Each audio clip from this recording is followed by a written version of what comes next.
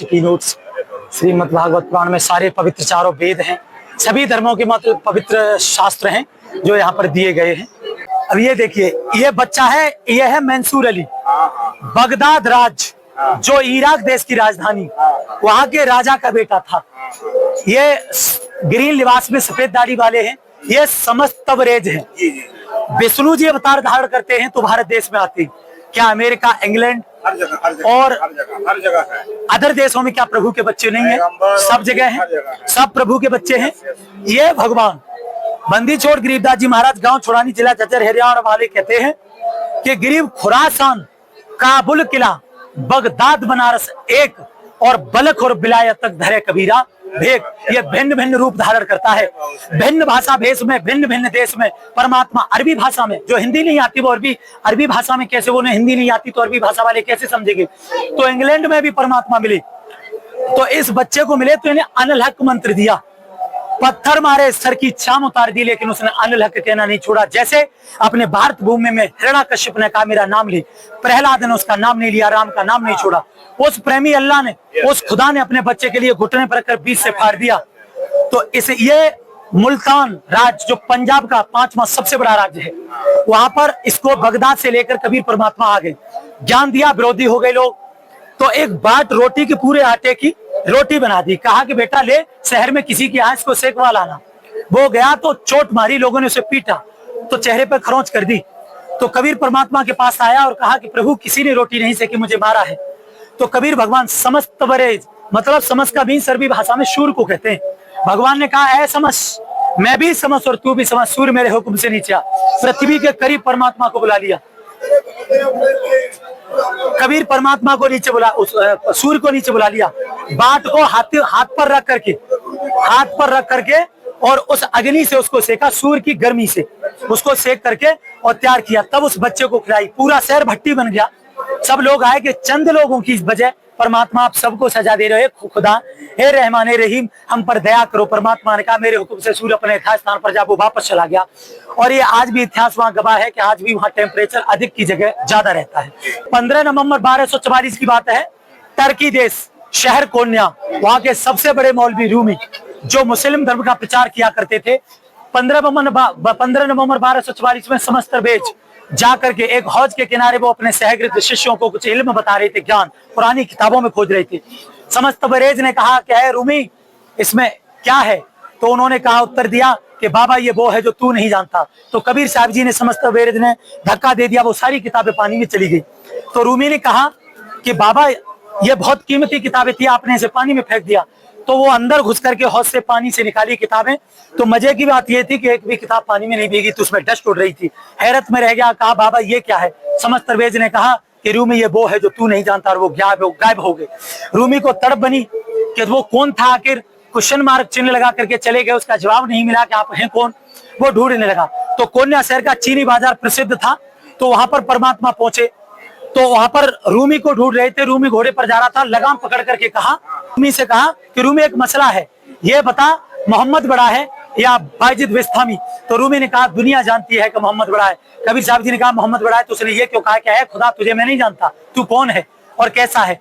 लेकिन बायजिद विस्तामी ने ये क्यों कहा है खुदा तू पाक है, बादशाहों का बादशाह, तू आलीशान मर्तबे वाला है। रूमी बेहोश हो गया, उसे इल्म दिया, 40 दिन तक उसको ज्ञान दिया। छोटा बेटा रूमी का उनके विरुद्ध हो गया, समस्त तरवेज को काटने मारने के लिए चला, वो गायब हो गए। समस्त तरवेज ने कहा रूमी की दूसरी दुनिया में, इस पूरी पृथ्वी पर कबीर साहिब जी के बाद दूसरा नंबर रूमी का आता है। अमेरिका में सबसे ज्यादा उनकी कविताएं पढ़ी जाती हैं। फारसी भाषा में रूमी को ज्ञान दिया, मक्का में अरबी भाषा में मोहम्मद को ज्ञान दिया। और ये देखो कढ़ाई में बिठा दिया था सिकंदर लोदी के सामने, तो परमात्मा फिर भी उनका कुछ नहीं हुआ था, लेकिन शेख तकी फिर भी नहीं हारा था जी। फिर फील्ड में बिठा करके खूनी हाथी से कुचलवाया गया, फिर भी परमात्मा का बाल बाका नहीं हुआ, क्योंकि वो अमर परमात्मा है। और नदी में बैठा करके गोले बरसाए गए।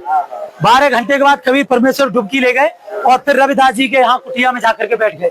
ये सभी लोग हैं कि रविदास को सूचना देते तेरा गुरु मर गया, जाकर के देखा तुम्हारा गुरु मर गया। कौन? मेरे गुरुदेव कबीर साहब जी, वो कुटिया में बैठे। इन सभी ने देखा तो हैरत में रह गए कि ये तो यहाँ बैठा है। तो उन्होंने कहा ये मरेगा नहीं, इसको भगाने का इंतजाम करते। तो वो बुनकर थे, तो कहा पूरे क्षेत्र में, पूरे उसमें और उन्होंने काजी मुल्ला पंडितों ने एकत्रित होकर के और सारी जगह चिट्ठी बंटवा दी कि कबीर जुलाहा भंडारा कर रहा है, जिसमें एक दौर मोहर सूखा सीधा, और जितने बार भंडारा करेगा उसे सोने की मोहर और कॉटन का कपड़ा मिलेगा, कंबल। तो 18 लाख लोग आ गए। रविदास जी ने कहा, प्रभु आपने भंडारे की कहा है कि क्या हुआ कि भीड़ बहुत है, उनके पास लेटर है, प्रभु आप निमंत्रण पत्र है। जैसे ही कहा कि रविदास आजा अंदर, यहाँ से जाकर के भाग जाएंगे। सुबह होते ही कबीर साहब जी ने ऊपर हुक्म दिया, ऊपर से जलधारा 9 लाख बैल बोरी भर करके सारा तैयार और बिठा करके चौबारे में तंबू तान करके भंडारा 3 दिन 18 लाख को दिया और भगवान ने अपनी समर्थता व्यक्त की। बोलो सतगुरुदेव की जय हो। इसको मोड़ देना, कोट ब्रह्मांड का एक रति नहीं भार, सतगुरु पुरुष कबीर है कुल के सृजनहार। यहाँ पर संत रामपाल जी महाराज जी ने शंका समाधान करी है कि सारे असंख्य ब्रह्मांड रच के उस पर एक रति भार नहीं है। जैसे परमात्मा ने उदाहरण दिया कि जैसे मनुष्य ने जहाज को रच करके हवा में उड़ा करके उस पर स्वयं सवार है, ऐसे ही भगवान ने ब्रह्मांडों को रचकर उस पर स्वयं सवार है। इधर आ जाइए। ये परमात्मा कवियों की तरह आचरण करता हुआ ऋग्वेद मंडल नंबर 9 सूक्त 96 मंत्र 17 में वह शिशु रूप में लीला करता हुआ बड़ा होता है। लोकोक्तियों, कविताओं और चौपाइयों के माध्यम से अपने तत्व ज्ञान का प्रचार करता है, इसलिए उसे लोग कवि कहने लगते हैं, लेकिन वो होता परमेश्वर है। आगे आ जाइए। 37 पर प्रमाण है। बनारस में अलारकारा में आप इतना दूर इतना अच्छा उनका विचार फैला। ये देखिए मलुकदास साहब जी, आदरणीय मलुकदास साहब जी को 42 वर्ष में सतलोक लेखा जी इन्होंने कहा अजब नगर में लेके हमको सतगुरान झेल के बेमगात गति सूते चादर तान। ये तीसरा है। फिर कहा है हम सुल्तानी सुल्तान अदम इब्राहिम बलक बुखारे का राजा, हम सुल्तानी नानक तारे और दादू को उपदेश दिया, जात जुलाहा भेद न पाया वो कासिमा कबीर हुआ। वो कबीर परमेश्वर सतगुरु मुझे सतलोक लेकर के गया। नानक साहिब जी कहते हैं हक्का कबीर करीम तू बेअब परवरदिगार। फिर कहा भाई सुरत मुल्क की बेसू ठगवाड़ा ठगी देश खरा सियाना बहुत आभार, ये दानक रूप रहा करता। कभी ये मलुकदास साहिब जी से भी मिले भगवान। इन्होंने भी दादू साहिब जी को जिन लोगों ने नाम दिया सोई सतगुरु हमार, और दादू दूसरा कोई नहीं कबीर से जनहार। फिर कहते हैं दादू नाम कबीर की जय कोई ले बेहोट, उनको कबूल आगे न काल बद्र की चोट। धर्मदास जैसा कोई शिष्य उनका नहीं हुआ, सबसे प्रिय शिष्य वो भी। और श्रीमद देवी भगवत गीता का अध्याय 15 श्लोक नंबर 1 से 4 और 15, 16, 17 का आशय है। तो उसमें कहा है कि जो उल्टे लटके संसार रूपी पीपल के वृक्ष को जड़, पेड़ और शाखा पत्ते सारे बता देगा। सह वेद तत्व, वो वेद के तात्पर्य को जानने वाला तत्वदर्शी संत है। हमने भक्ति रूपी पौधे को ऐसे सींचना, जड़ पूर्ण ब्रह्म, पर ब्रह्म और ब्रह्म, क्षर अक्षर और परमक्षर, ईश्वर परमेश्वर। हमने ऐसे अगर पेड़ लगाएंगे तो वो गलत है। ये असंख्य ब्रह्मांडों के स्वामी कबीर परमेश्वर का सतलोक, 21 ब्रह्मांडों के स्वामी दुर्गा जी के पति ब्रह्मा विष्णु महेश के पिता। ये पांच करके इन्होंने महाब्रह्मांड बनाए। ये एक ब्रह्मांड का लघु चित्र है। ये महाब्रह्मा महाविष्णु महाशिव जी के रूप में इधर ऊपर रहता है, ब्रह्मा विष्णु महेश के रूप में। ये पृथ्वी है, सूर्य है, स्वर्ग नरक, ये सारा दिया गया है। संत रामपाल जी महाराज जी के मूल उद्देश्य, सत साहिब जी पीछे हट जाओ, सत साहिब प्रदान करना। दूसरा समाज से पाखंडवाद खत्म करना, जैसे बकरों को चढ़ाते काट के शराब पिलाते मूर्ति को, युवाओं में नैतिक करना, समाज में शांति व भाईचारा स्थापित करना, समाज से जात पात के भेदभाव को मिटाना।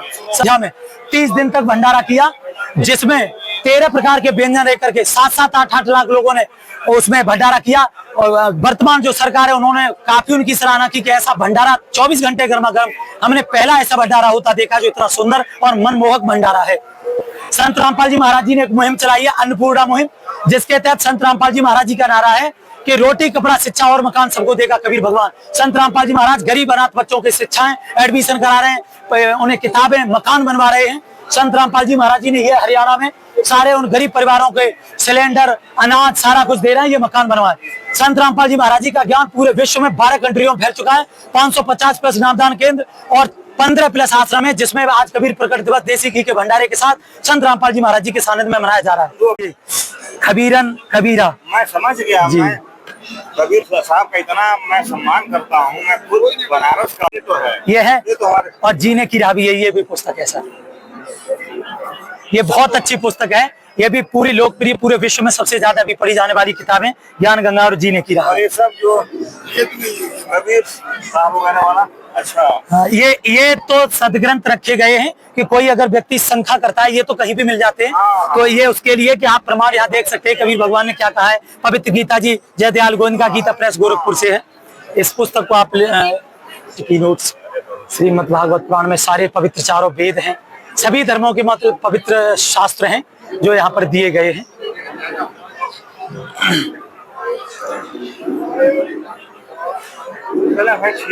ठीक है सर।